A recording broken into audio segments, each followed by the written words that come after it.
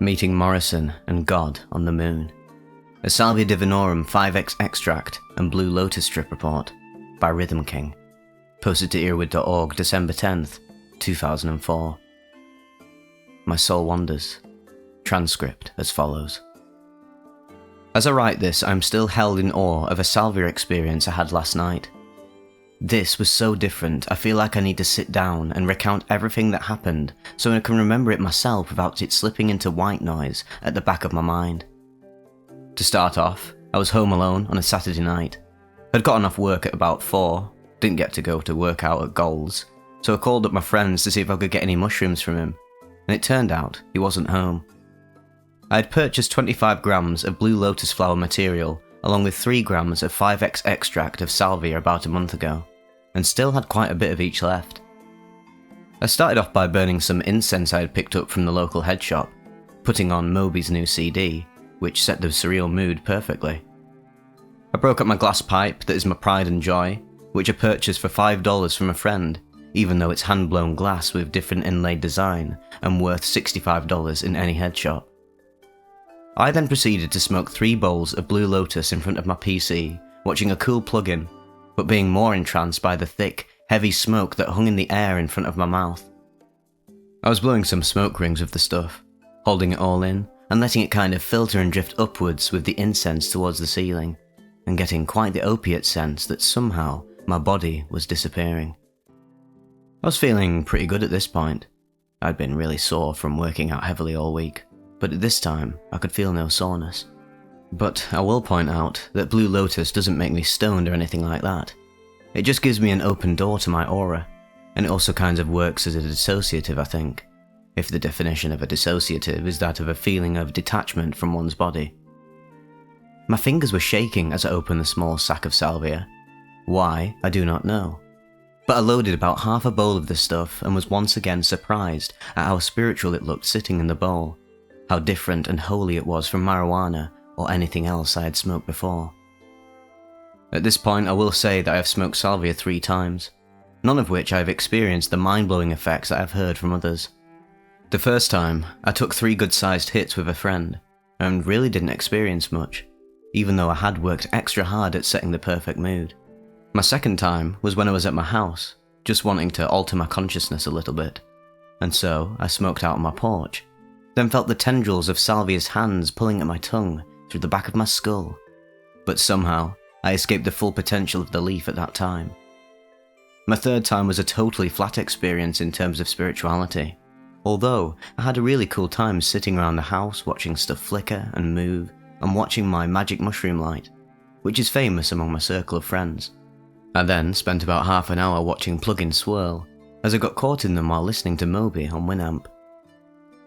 Before I actually describe the experience, I will say that I hadn't gone into a lot of preparation for the setting in which I would be smoking, since it was kind of spontaneous, and also due to the fact that when I did put in a lot of time preparing my setting, the actual smoking experience wasn't as good.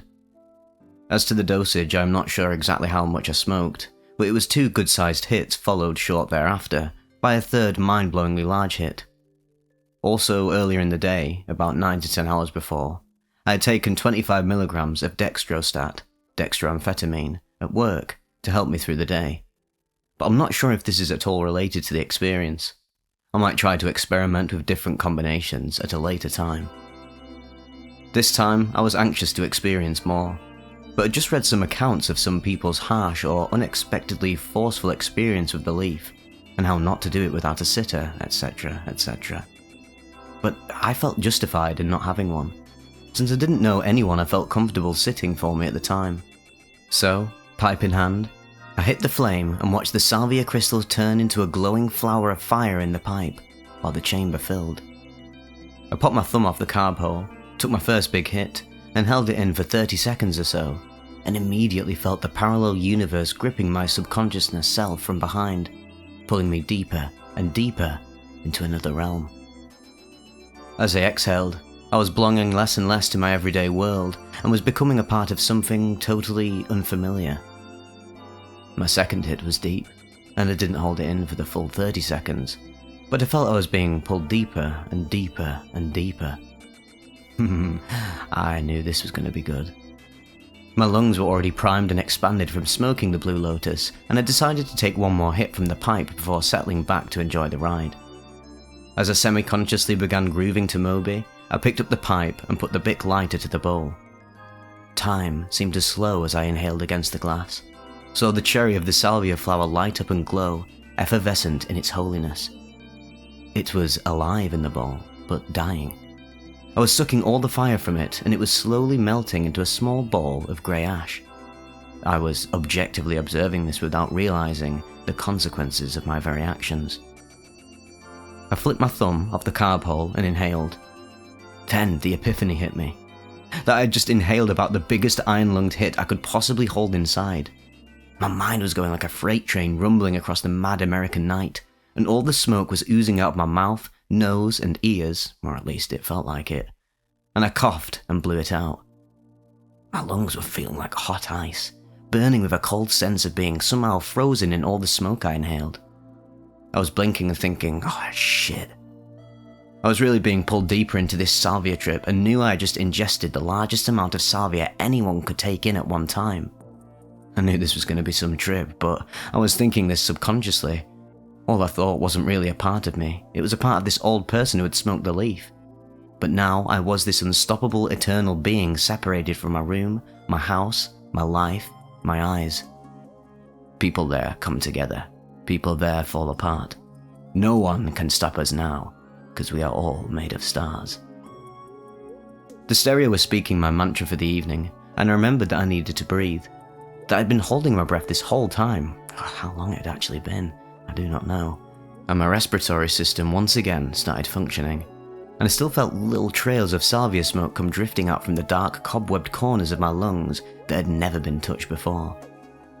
I felt like something was gripping at my throat, and I stumbled out to the back porch where everything looked somehow vastly different from what I remembered it being. I leaned over on my haunches and coughed violently a few times, almost expecting to puke.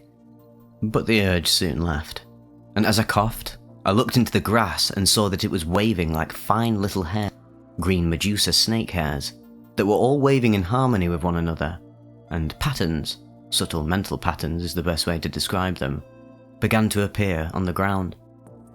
At this point, I experienced a total loss of self, and decided that I would go back inside and lay down, listen to some music, and just see what would happen to me.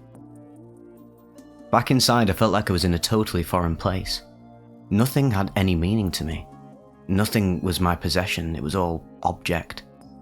It was a weird feeling, so I turned all the lights out, turned the air conditioner on, and laid down with Moby still playing softly. The first part of my trip was over, and the second leg had begun. I was stepping off the waiting platform and onto the spaceship now. One last look at home as I laid down in my bed. I looked at the high window on the opposite side of my room and I saw that the full moon was shining radiantly in the small half-crescent window, and I could only see it if I laid down in the position I normally do to sleep. It seemed like it was a radiantly holy moment or omen. The fan overhead was on, and the blades seemed to rush and swirl the whole room around them, and the moon had wholly grabbed me and had pulled me in.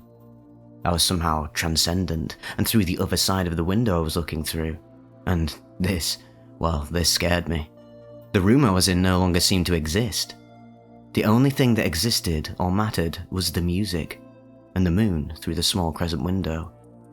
Oh my god, it was actually so beautiful thinking on it. It was fate that allowed the moon to revolve around the earth at precisely this moment that I held until time began, becoming a part of the moon. Then I started mental, auditory hallucinations. I'm meeting God, kept echoing in my mind, and I was meeting God. It struck me that the moon was his eye that revolved around us as we sleep, and that I had the special privilege to see this.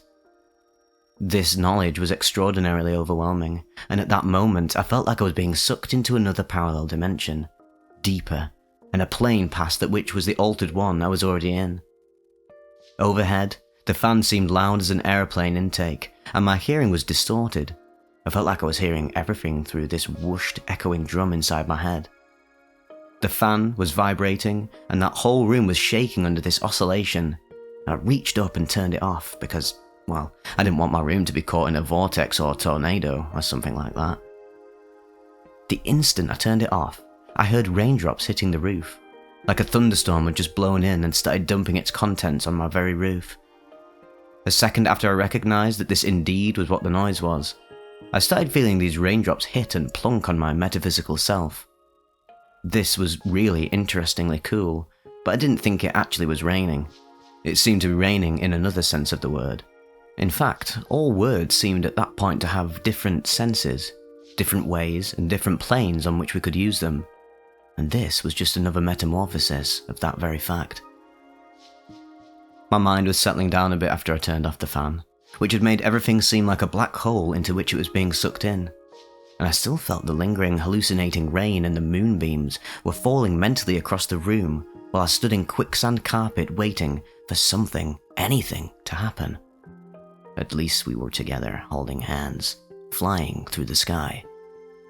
The words from the music kept repeating themselves over and over and over in my mind, and I then decided I would go outside to see if it was really raining, and if that deep whooshing om I had felt before when I'd been laying down was actually something outside, or was it really a part of the void that I knew was behind everything? As I walked through my living room, the old part of myself that was still alive in the back of my mind was saying something along the lines of, well, now I know why people recommend using a sitter. Otherwise you end up doing stupid stuff, like wandering around looking for raindrops, a bit like I'm doing right now. This thought was so fleeting, I'm not really sure if I even thought it or not. But I know I did, because I started laughing, because I realised how absurd that was. Because here, I was actually seeing things that were meaning things to be, as if I was a part of something larger and beyond myself. I was scared, to be honest, but comfortable in this place. I stepped out on the back porch and saw the porch light fall on the patio in weird angles, and I saw a train go flashing by in the night. I live right behind train tracks, so this wasn't a hallucination, I can assure you. And I heard the deep rumbling echo through my mind as I felt, or seemed to, the vibrations from the tracks. It cognitively dawned on me that this was the disturbing noise I'd heard in my room. But then I dismissed that as ludicrous and irrelevant because, well, my room was in a different universe and was no longer of any consequence because it was existent in another part of my mind. Then I turned and looked at the sky. The clouds were a thin sheet of white and suddenly it grabbed me. The moon. I stood with my face to the wind and looked at the moon. For a moment it seemed as if there were more than one of them, and I looked closer and they all coalesced into a single moon that had halos of gold around it. As I stood staring into the moon, with my long hair blowing all around my face and my semi-naked body, I was wearing only psychedelic briefs, I had a notion that on some level I was communing, or one with, there are really no words for what I felt so I don't know how to describe it correctly, Jim Morrison on some level. I really don't know what exactly it was, but I felt some connection with him, distinctly remembering saying to myself as I stared into the moon, this is how he must have felt. Suddenly, as I stared into the moon, bright sun rays began to project from it, and it was like the sun while I stared into its brightness, haloed by a ring of cloud that was swirling and changing different geometric patterns as I stood looking into it. The sky was a deep purple, and changed to light purple the closer it got to the moon, which was a pink, light purple, gold colour, until it faded into where the edges of the moon met the void and interlocked. I kept repeating to myself, I know God, I'm meeting God, I know this is God himself in manifest. And I know at that moment, somehow, I did meet God. I found myself standing eternally on a coastline or seashore, and the clouds were lapping themselves on the shores of the moon, who was changing between shades of gold and purple around it. I was wholly transcendent at this point, no longer belonging to my body, although it was through my body that I remained grounded in existence on this side of reality. It was my first truly out-of-body eternal moment, and I will never forget it. There seemed to be this silent music playing all around that everything was a part of, and I don't know exactly how long I stood there staring. It could have been 2 minutes or it might have been 2 hours. I estimate it was close, or between 4 to 6 minutes. I went back inside, comforted that the noise I heard was not a black hole of sorts in my room, that it was only a train, and somehow glad now I could appreciate the coolness of the hallucination without being scared by it. I was also basking in the moonbeam glow from that transcendental experience as well. And back in my room I felt time moving now in little vignette segments and not fluidly or dynamically. Then, I perceived time didn't really exist at all, but we could possibly live forever in a few moments because there was no time. I don't know if I was thinking or realising this at that moment, but now as I look back and remember, this is how I felt. I turned my fan back on once I got into my room because I felt a little warm, and I crawled into bed, facing the wall. I didn't feel like looking into the moon's eyes anymore, because I'd already felt the radiance of the fully holy moment and was content. It seemed like my room had shrunk, and in some sense I'd grown existentially large because it seemed nothing outside myself was really important, and anything that I felt was coming from inside. I thought at this point the trip would be subsiding, but it was continuing full force. I was really enjoying this in an interesting way. As I was looking at the pillows, they started having these weird patterns grow and spread throughout them. I closed my eyes. I couldn't hear the music anymore, even if it was playing, or the fan, though it was on. I seemed totally tuned out to anything going on outside of my very mind. The instant I closed my eyes, it was as though a geometrically patterned universe had opened itself up to me. My first impression was that of this vast ball of something. I'm going to say string here since that fits the mental description as best as it can. So anyway, there was this great ball of string or strand of infinity or something that really had no origin, but was being spun and unwound, much like a roll of toilet paper or something, except this was multidimensional. It seemed as though I was one with time, and we were both a part of this object that was being unravelled at greater and greater speeds. At this point, my body could actually feel the pull and sensation of this hallucination, lucid dream state I was in. I was truly on a metaphysical plane of being at this very time. I felt like I was spinning and swirling with this figment strand of infinity, along this black hole void of nothingness. Then, a pinpoint of light coalesced in my vision at the very centre of me, and I began to ride along this point of light, blackness, nothingness. It seemed to embody all of these qualities, and swirl faster and faster with it, opening up new paths through eternity as I travelled. Soon I had lost all sense of myself at all, and somehow managed to open my eyes and pull out from it before being totally submersed. It was awesome, but more than a little unnerving. Time had truly stopped. Then, I began to see that the room was changing, that patterns from my closed-eye visuals were taking over, and I was seeing walls glitter with shimmering effervescence or something, and patterns were re-emerging on my pillows and spilling over onto the wall. I decided to close my eyes again and just lose myself in these visions I was having. This time I closed my eyes. Immediately, their infinite strands of what looked to be DNA appeared, but soon it all came into focus, and with strands of people inside the strands, which were all spinning and entwining to meet at a focal point that was fixed in the centre of my vision. That was something like the origin of everything. I don't know how else to describe it, to be honest. Then, at some point, I became a small speck of consciousness, speeding along this dark landscape at this really high speed. Speed didn't have an exact definition, so I know it was really fast. Everything was morphing into black, purple, and I could make out a skyline to which I was going towards, and soon I was actually there, speeding along this freeway with the music of the cosmos in the background, and I was truly, truly there. I had not only the mental sense of being in another world, I was truly there. My body was experiencing all of the phenomena of travel at high speed, my eyes could function even though they were closed. It was honestly an alternate universe I was actually in. So, I guess aliens do really exist because I've now been transplanted to their world. At that point, I remember thinking that very thought.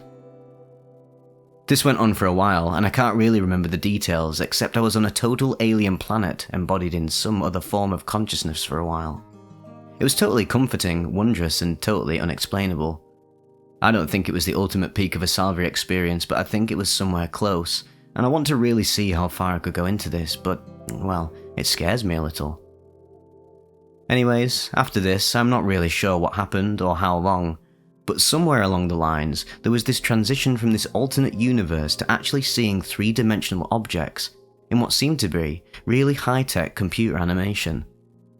I think I was very close to sleep at this point, so I really don't know what the visuals were. I just remember being pleasantly surprised and the realness of what I was seeing, and that somehow it was close to acid visuals, but somehow more individual, if that makes any sense, and more personal. The last thing I remember before slipping off to sleep and into lucid dreaming was that I was spinning around on this midnight merry-go-round that was covered in blue-green lightning geometric patterns, and I could feel my body spinning around in a bumpy gelatinous circle. Overall, this experience makes me a firm believer in the potential of Salvia, and its unexpected nature.